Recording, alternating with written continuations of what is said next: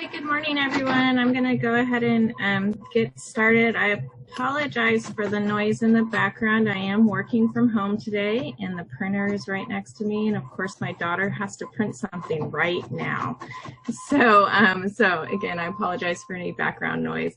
I want to go ahead and say good morning, everybody. And I'm happy to welcome you all to our sixth session of our 2020 CCDEH virtual training series. For those of you who don't know me, my name is April Meneghetti, and I am the Director of Environmental Health in Yolo County, as well as the President of CCDEH. I want to give a big thank you to our sponsors, Acela, for sponsoring our training series and providing our Zoom support. Thank you. Also, a thank you to Hedgerow for sponsoring our 3 rural county scholarships. And a big thank you to KHA for sponsoring 20 retired director scholarships. I want to take a minute to remind everybody that there's still time to get in your Excellence in Environmental Health Award nominations. This year we've got 2 categories, COVID and non-COVID related, and you have until September 30th to get those into us. I also want to remind everybody that I'm not sure I understand. Sorry, my Siri just was talking to me. I also want to remind everybody that you can watch our previous trainings, if Tim can pull that up really quick.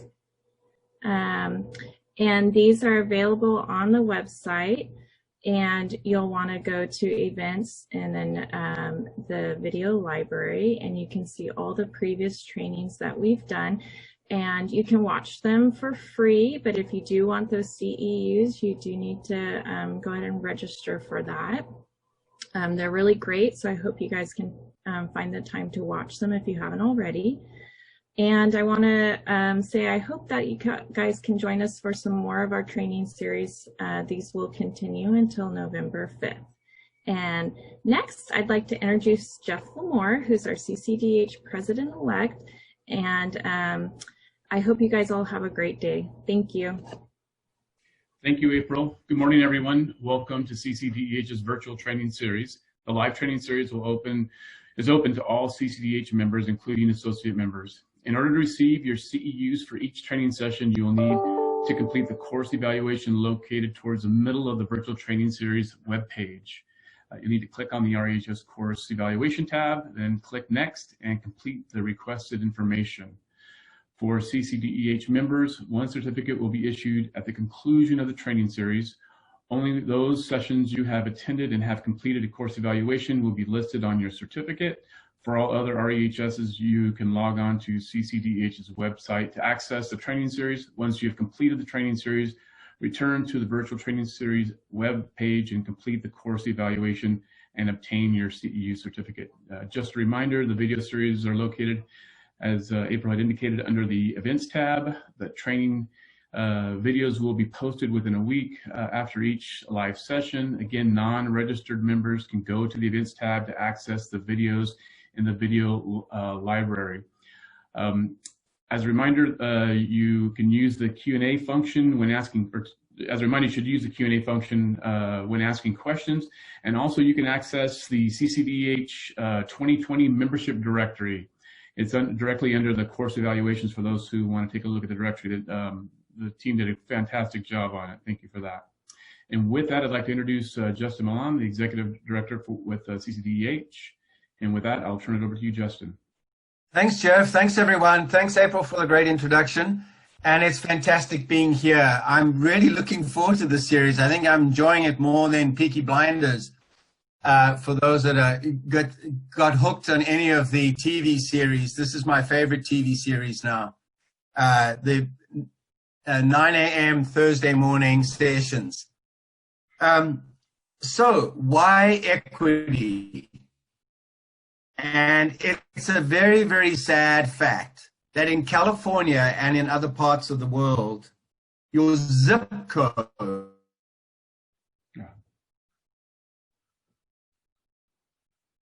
and CCDEH, our mission is to protect public health, safety, and the environment. So we wanted to include a session just on environmental justice or equity in the series because it's at the heart. And if during our work we don't advance equity, we know that we're missing something really central to our role as the promoters of public health. I'm going to give you 3 simple facts and then Yana will take over. In California, the Latinx community represents a little under 40% of the population, but 61% of the positive COVID cases are found in the Latinx community. There's a huge disparity. Another huge disparity, life expectancy of someone living in Victorsville, San Bernardino, is 10 years shorter than someone living in Palo Alto. 10 years out of 70 or 80 life expectancy. And then the final one, obviously, we're all cognizant of the smoke and the dust. In Kings County, the incidence of asthma is over 2 times that of the incidence of asthma in Marin County. And those are just 3 of many, many, many indicators of inequity and environmental justice in California. So with that, I introduced Yana. She's a great friend of ours and an ally working in CalEPA. She spent 2 years working prior to this administration in the previous administration in CalEPA in the same position, and she'll explain her position. But she's got a fantastic pedigree in the work that she does. She's been associate staffer in Earth Justice in San Francisco. Earth Justice has got a stellar reputation as being a staunch advocate for public health and the environment. She's been a staff attorney for the Community for Better Environment. And of course, she's a graduate from Santa Cruz and Northeastern School of Law. So, Yana, thank you for joining us. It's all up to you now. Great. Thank you so much for having me. And good morning, everyone. Before I switch over to slides, just really want to recognize the moment that we're in as a moment of crises upon crises. And so just really admire the work that so many of you do on a day-to-day basis. I'm sure that these are very difficult and trying times. So thank you for being here. Thanks for taking the time out of your schedule and joining us this morning. I'm going to switch over to some slides quickly, so bear with me for a quick moment.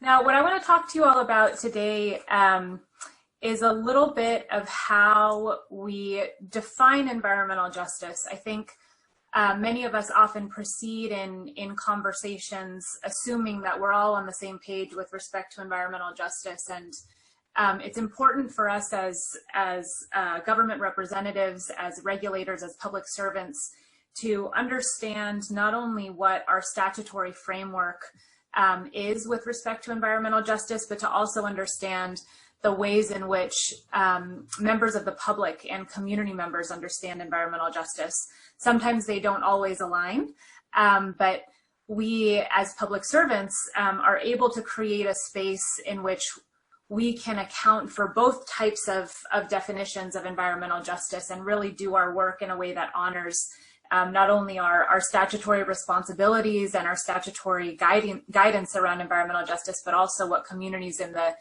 the areas in which we work want to see in terms of their own vision.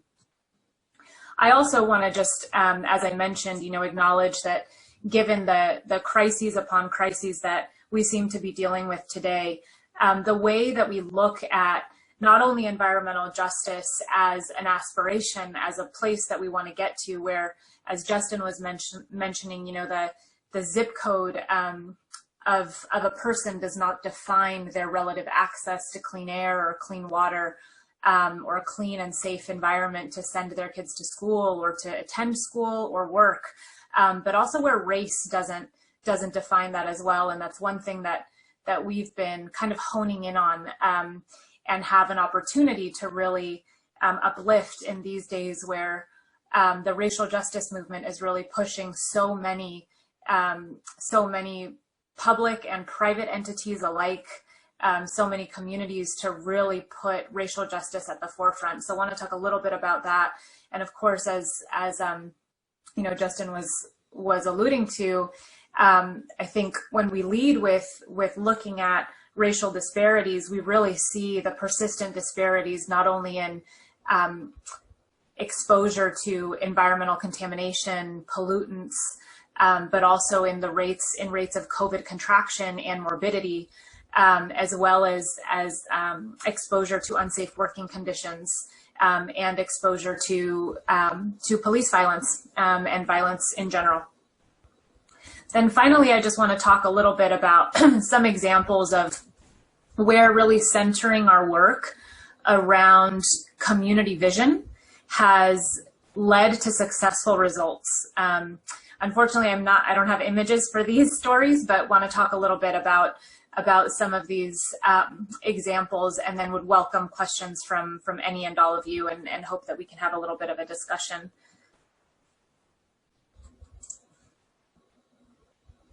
So first, in just thinking about how we define environmental justice, this is probably the most common statutory definition of environmental justice that we reference. It comes from the government code. It's been around for decades now. California was actually one of the first states in the United States to enact and adopt a statutory definition for environmental justice.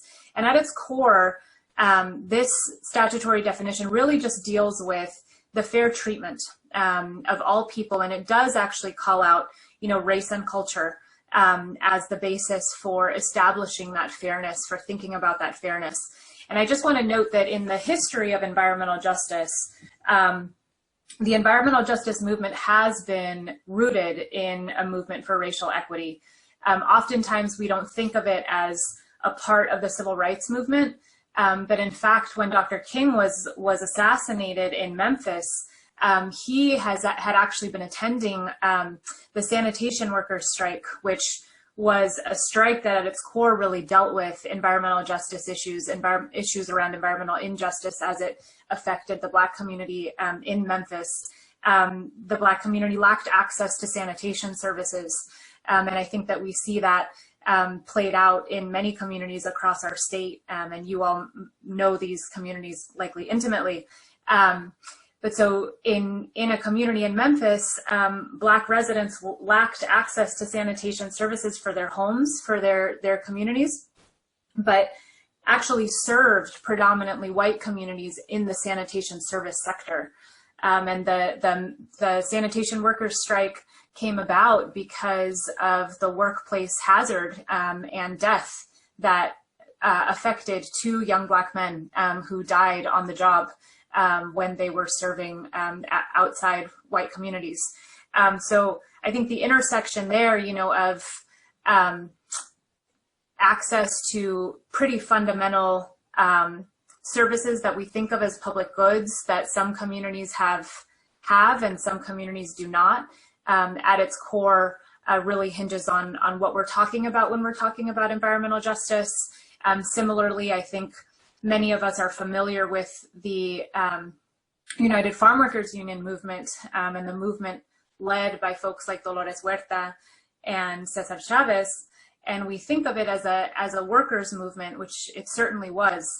It was also an environmental justice movement in the sense that at its core, it also dealt with exposure to harmful chemicals, to pesticides, and really dealt with what it means to have the dual exposure to workplace hazards, to unsafe working conditions broadly, to a lack of services to file complaints against employers, and to retaliation, in addition to exposure to harmful chemical pollutants that not only harm our human bodies, but also harm our environment.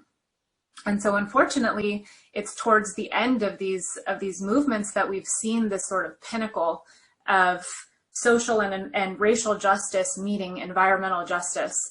And that's where I think we have more of an understanding where we can talk about, the fair treatment of people of all races in a statute, but we also have to remember the history of where these issues come from, what led to the need for us to adopt something like this. And now I'm going to talk a little bit about how, in particular at CalEPA, but I think increasingly across a number of other agencies, both state agencies and local and regional agencies, as well as among our federal regulatory partners, the issue of cumulative impacts has gained more traction, I'd say, starting in the late 90s, early 2000s, and certainly today. So as I just mentioned with the example of the farm workers movement, thinking about the various factors, and I'll talk about that one because I think it's particularly relevant to us in California, and so rooted here in our state. Thinking about the multiple exposures that affect particular individuals, families, and communities is something that for us as public servants, as representatives in government, and as regulators is so important and so critical to actually applying what we call an environmental justice or equity-driven lens. And this can be used in various contexts. I think the most common context that many of you are likely familiar with is through the CalEnviroscreen tool. And I don't want to spend too much time on CalEnviroscreen, although I'm happy to answer questions. I'm just going to run through a couple examples of how we think about this through CalEnviroscreen. But we developed a cumulative impacts lens at CalEPA really as a result of a drive from the environmental justice movement here in our state. In the early 2000s and 2001, we convened a environmental justice working group that was comprised of representation from various communities across our state, communities affected mostly by toxic waste, but also affected by goods movement corridors, freight corridors. So folks from the South LA region, folks from rural California, tribal representation, tribal members from Northern California, and a couple of people from the Bay Area affected by the port in West Oakland. And this sort of brain trust group was really instrumental in driving our agency to think about cumulative impacts and cumulative exposures. You all know that in general, the web of federal statutory regulations, state regulations, local ordinances that govern what we do is very complicated. It's also can be very media specific, or can lead to what we're all familiar with as siloing of various agencies and various focal points for our work. What we see with a cumulative impacts lens and a cumulative impacts frame is not only the opportunity to think about the various ways in which an individual, a family, a community might be experiencing all of these stressors and burdens at the same time, but also how we as government agencies have to rely on one another and smooth, effective communication across offices, across government entities, across human beings.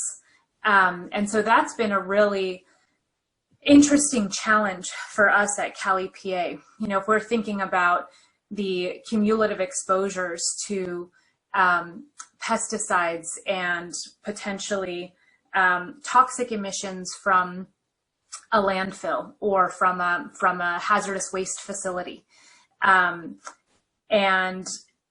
the effect of truck traffic and diesel particulate matter emissions for the same community.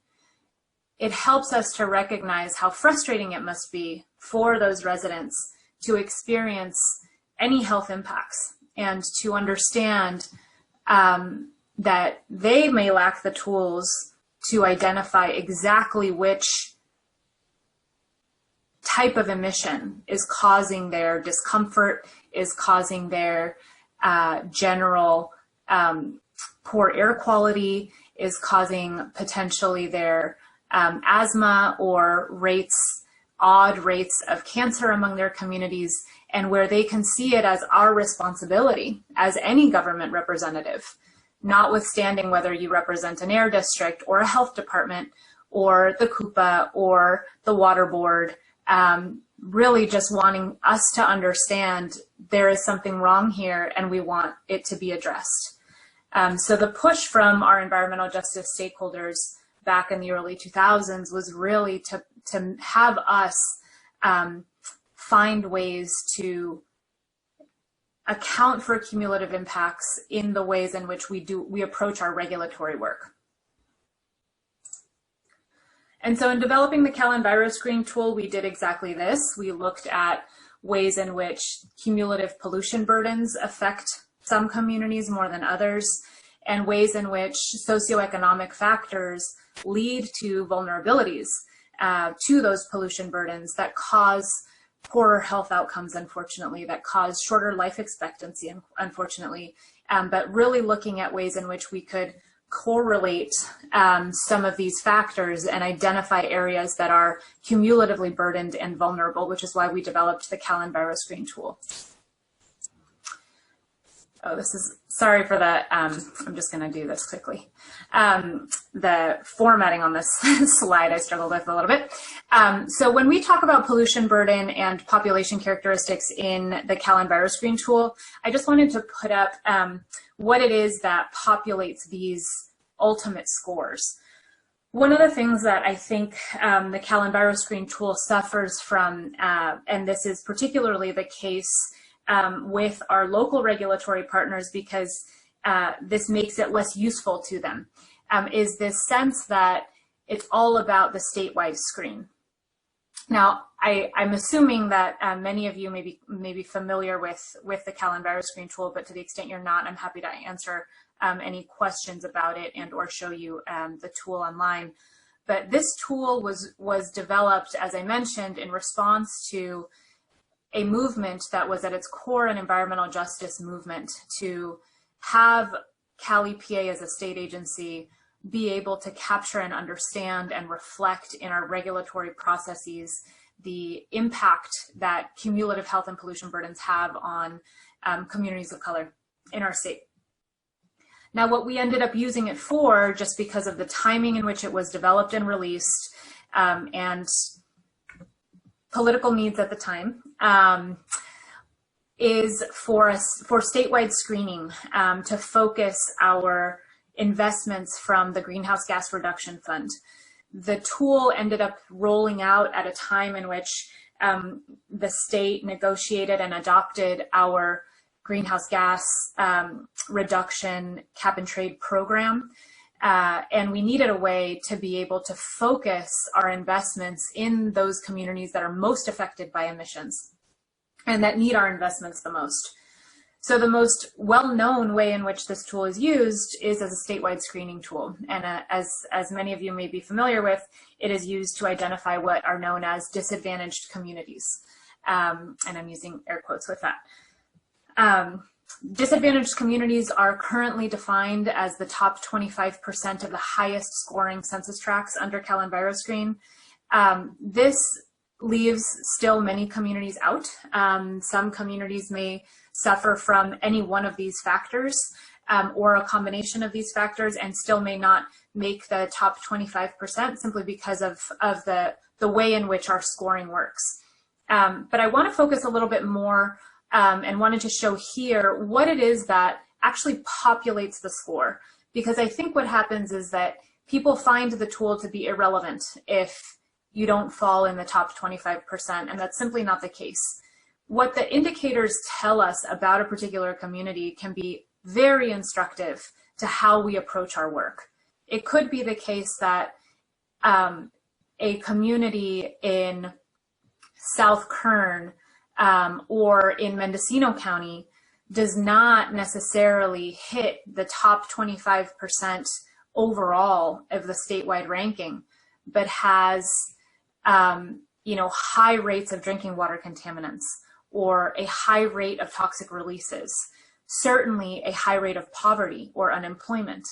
There are pockets across our state where we see significant numbers of low birth weight infants, where we see significant numbers of certainly drinking water contaminants or diesel particulate matter emissions that can tell us from a land use standpoint, from a hazard reduction standpoint, and just from the standpoint of wanting to understand the needs of our communities better, what it is that is affecting these communities.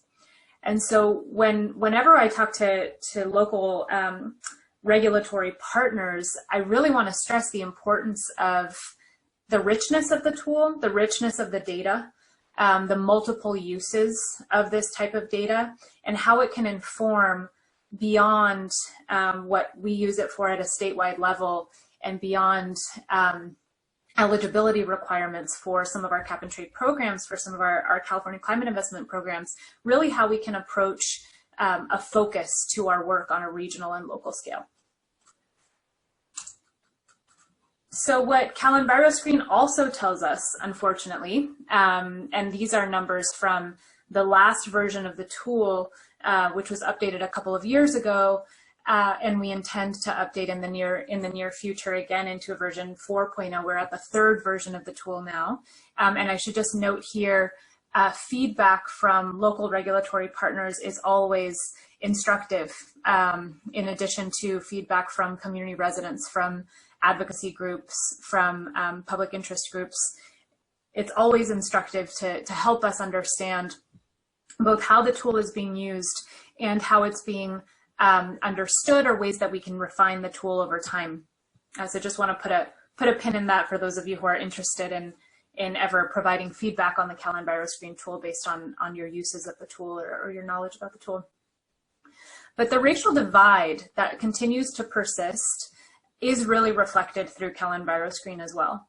When you look at the highest scoring census tracts across our state, what we see is that unfortunately these continue to be communities of color. These continue specifically to be Black communities, African American communities, and Latinx communities. Unfortunately, the highest percentage of these communities are in the most polluted areas of our state, and that just continues to be the case. What we've seen through CalEnviroscreen is that unfortunately we have a lot of work to do. We have a lot of work to continue to push forward so that not only your zip code will not determine your exposure, but your race will not determine your exposure to harmful air pollutants, to drinking water contaminants, to pesticide emissions, to socioeconomic stressors.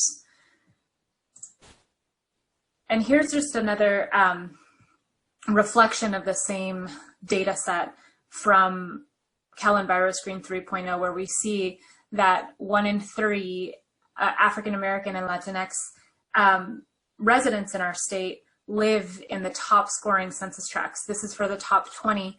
The previous slide was for the top 10%.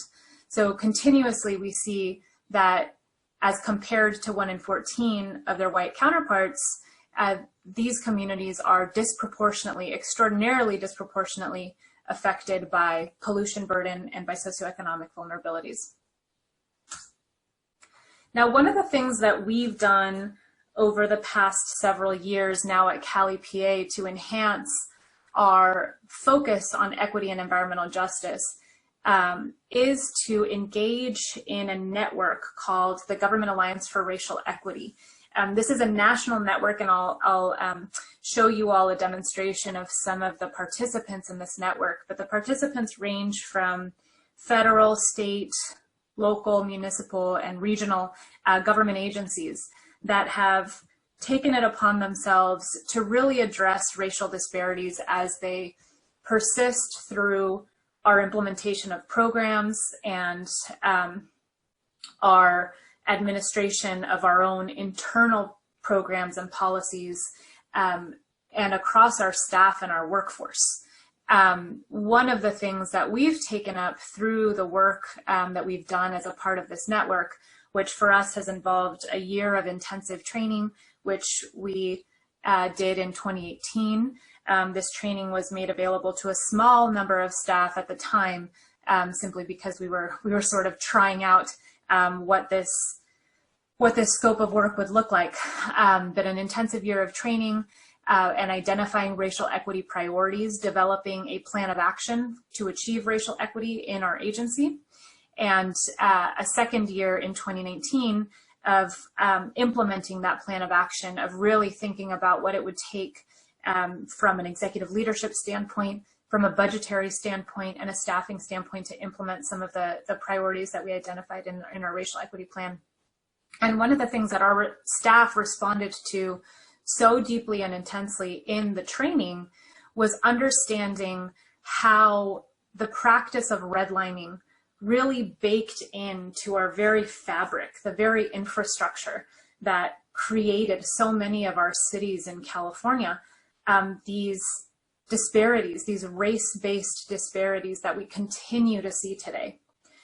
Now, I just want to note that this redlining practice, we actually have documentation of these redlining practices for a number of our cities in California, but there are also a number of communities for which we don't have it, and for which there may have been a different flavor to the race-based discriminatory practices that were implemented, the decisions to fund or not fund particular communities, to expand infrastructure and public services to particular communities and not to others.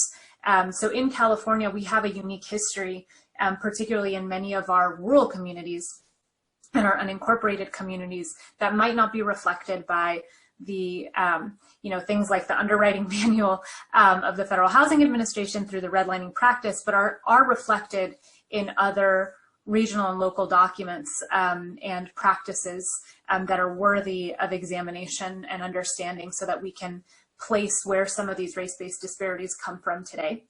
And here you can see, based on the language itself, some of the ways in which intentional language was used in our explicit housing policy.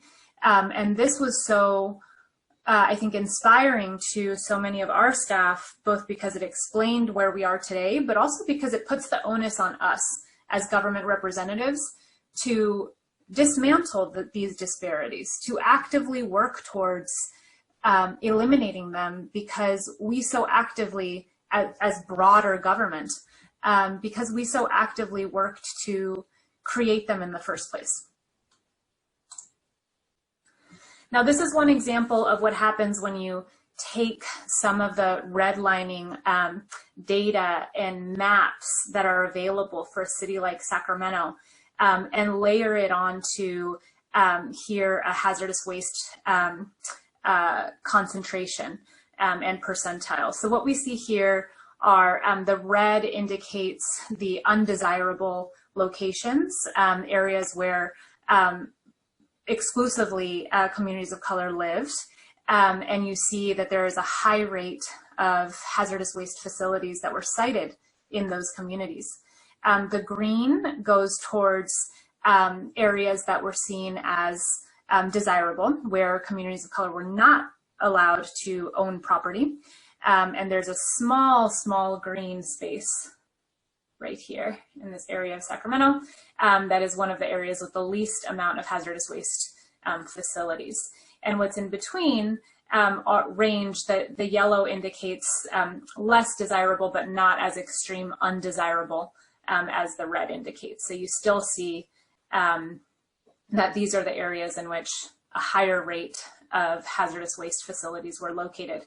Unfortunately, I don't have a map showing the racial demographics of this area today, but if you were to look at the racial demographics, it would show you that predominantly these communities are still reflective of populations and communities of color.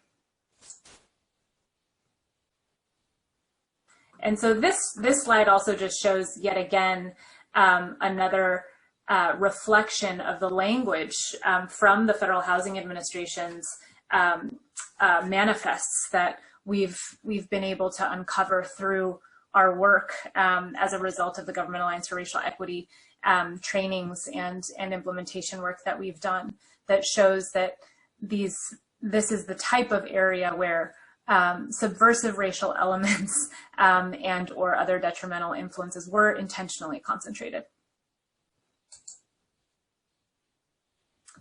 Now, this has led us at CalEPA to rethink the ways in which we define environmental justice.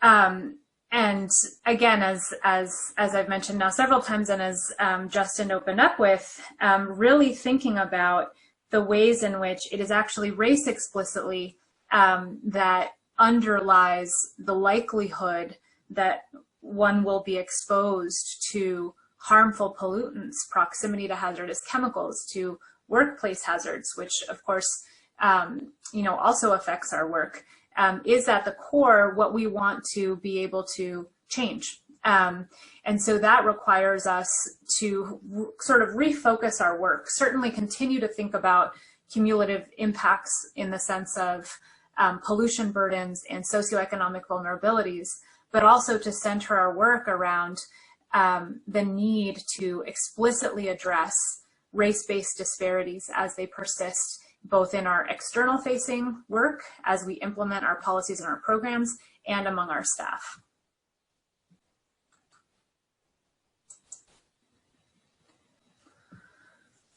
And just as a quick note here, we, in 2018, when we started the work, our explicit work on racial equity, we joined an inaugural California collaborative on racial equity that was comprised at the time of these several state departments. There are a number of additional departments that have since joined, and you can see by the map the prevalence of participants at various levels of government across the nation. This was really a heavy impetus as to why we decided to join and become a part of this network.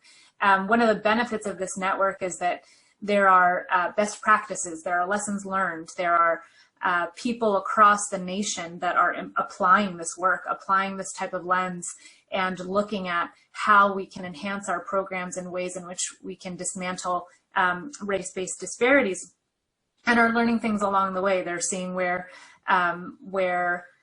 impediments happen to come in and sidetrack our work, where more resources might be needed, where a strategy that partners with other agencies might be needed.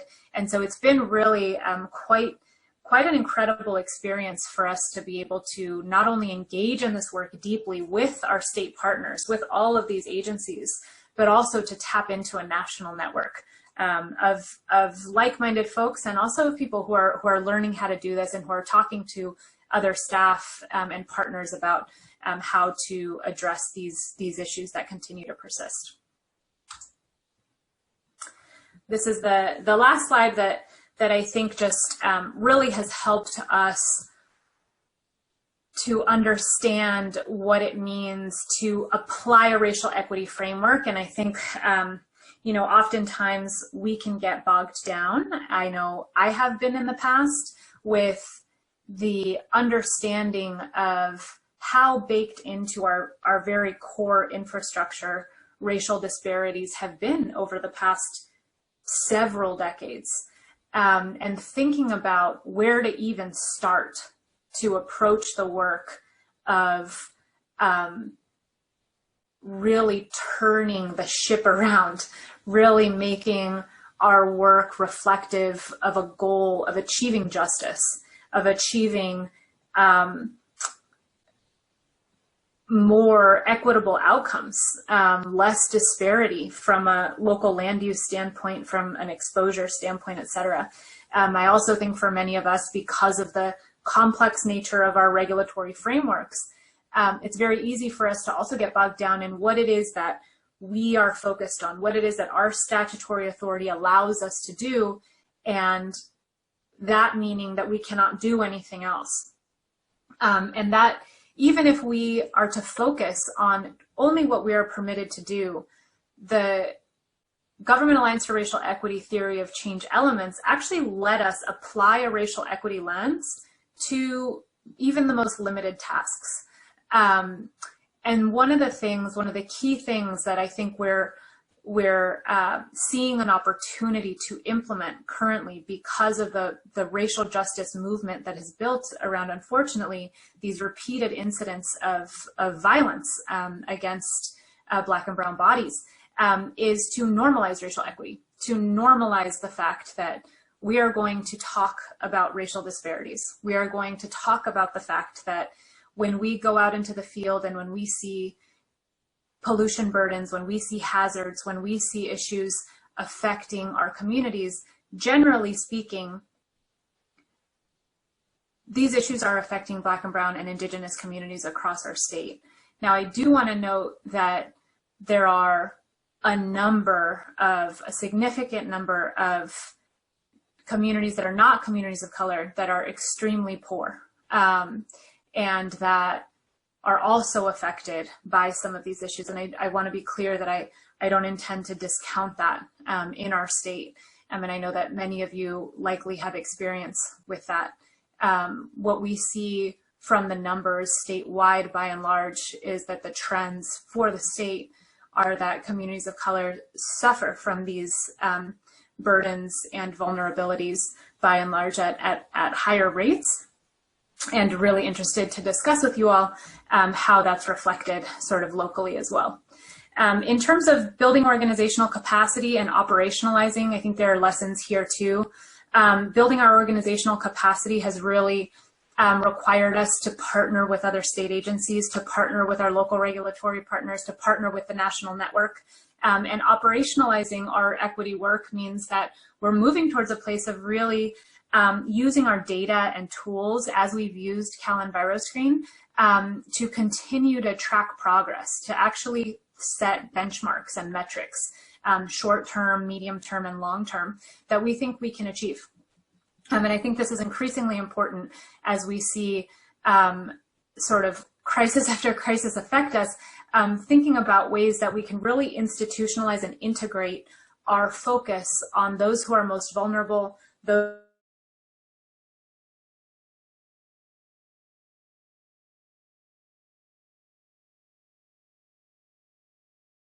able to understand where they are and understand what might be affecting them or how they might be experiencing these multiple crises. Now, I just want to move quickly, and apologies for not having slides here, but I'll just leave this up for now. Move quickly into just talking a little bit before we go into Q&A, because I'm curious if you all have examples of this as well. Ways in which it has made such a difference to center our work around the vision of our community partners and the vision of community residents. Oftentimes, I think in the environmental justice and equity space as it's evolved here in California, we talk about, quote, disadvantaged communities. As I mentioned with CalEnviroscreen, I think one of the most common ways in which that tool is used is to identify these communities.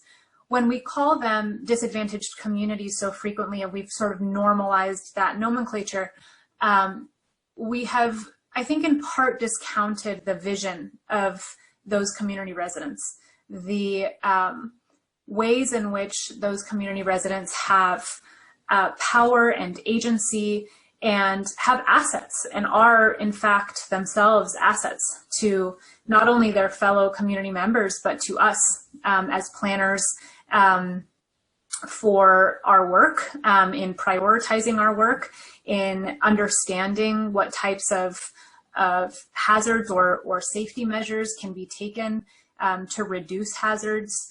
And so one of the things that we've really focused on and tried to invest in increasingly at CalEPA is the internal capacity to not only serve these communities from a risk reduction standpoint and from a regulatory standpoint, but also from the standpoint of developing what it is that they want to see in their community.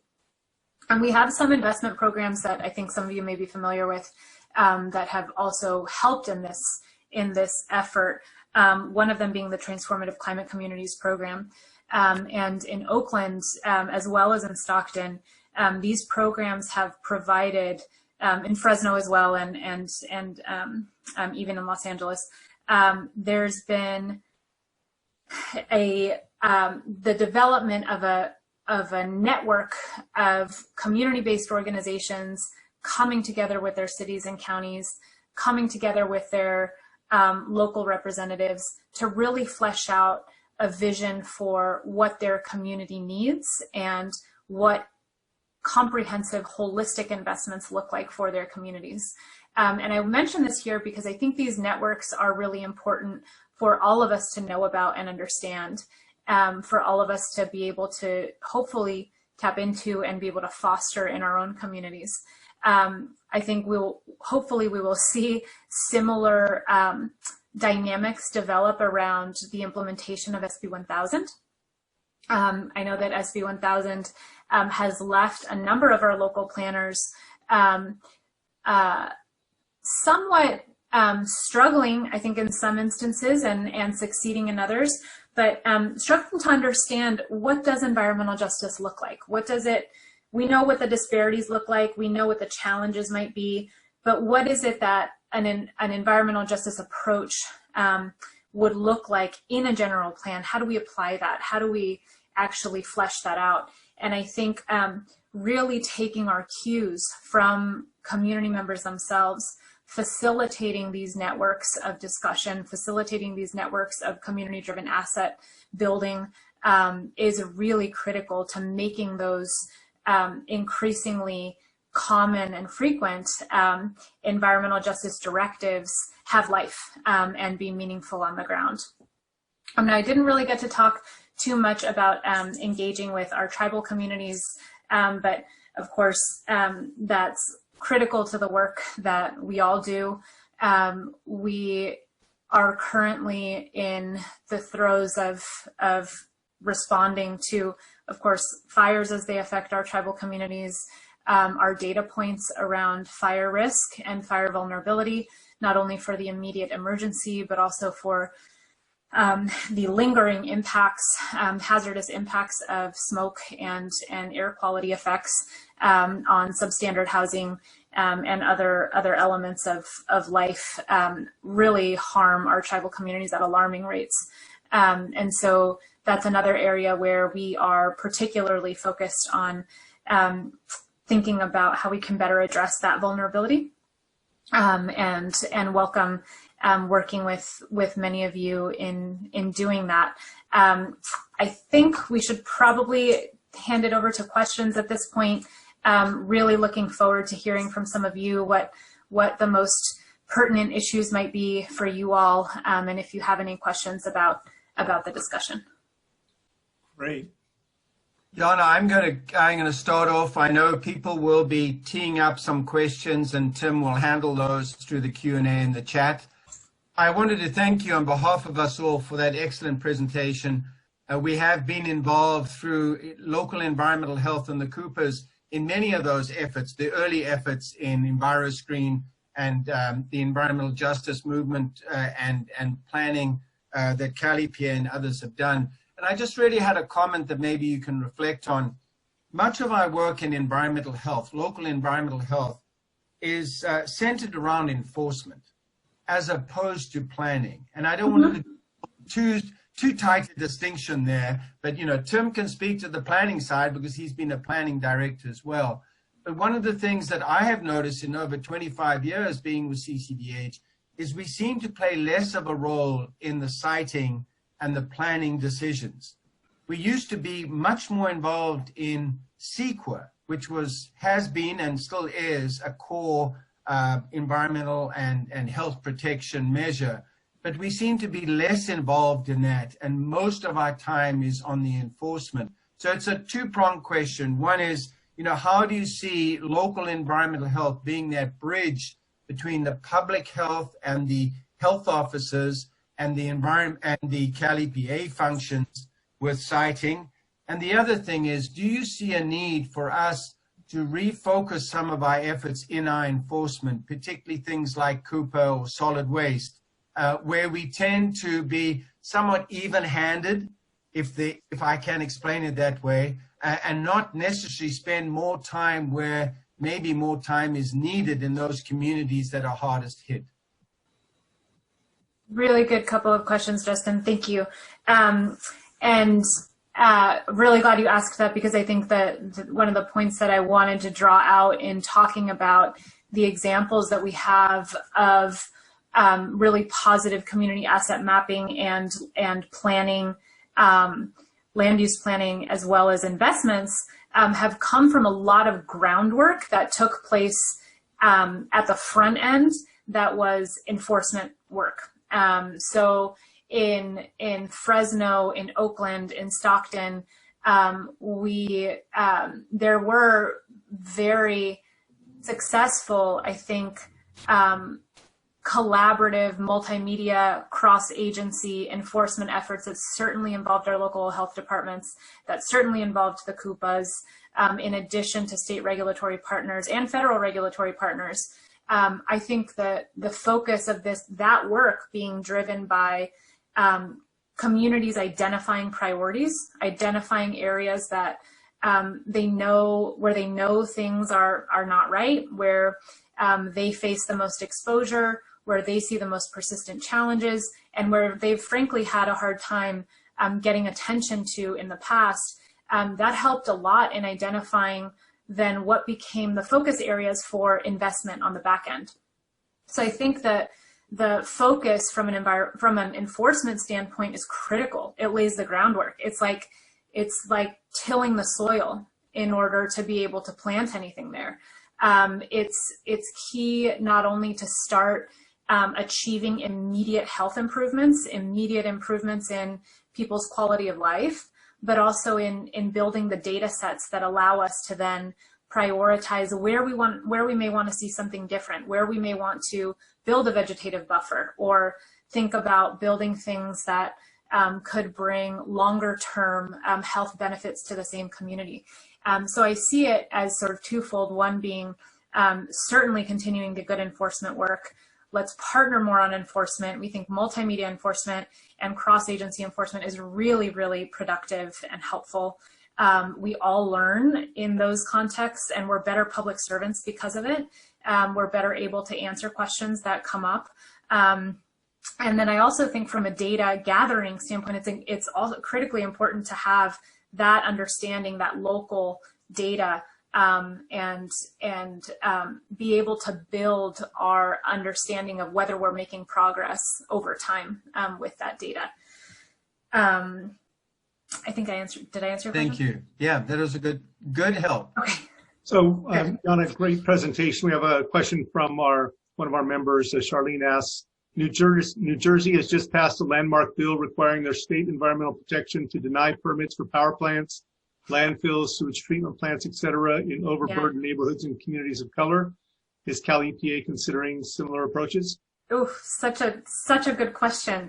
I think I would love to see something like that in California. I think there are many reasons why that is a complicated issue, and likely many reasons why it cannot be so cut and dry and simple. You know, one of the tidbits of history around the development of CalEnviroscreen that I've learned since my time at CalEPA is really around the fact that it was not actually developed for the purpose of focusing investments at the outset. It was really developed to help guide permitting decisions and regulatory programs and enforcement activities. So that being the case, I think, again, the tool can tell us so much about what types of the threshold for pollution burden that we're willing to accept in particular communities.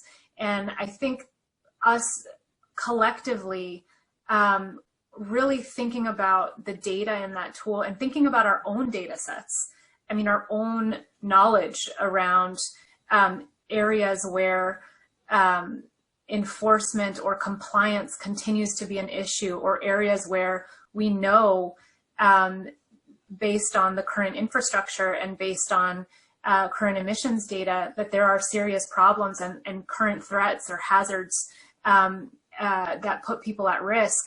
I think we all kind of share the ability to continue to push for better mitigation, for better conditions on permits, and frankly to push our elected representatives to also consider some of these actions as well, and think about the fact that as regulatory agencies, we don't want to see more pollution burden in some of these communities. We may lack the resources to address some of this, and some of it is better addressed at the outset before the permit decision is made.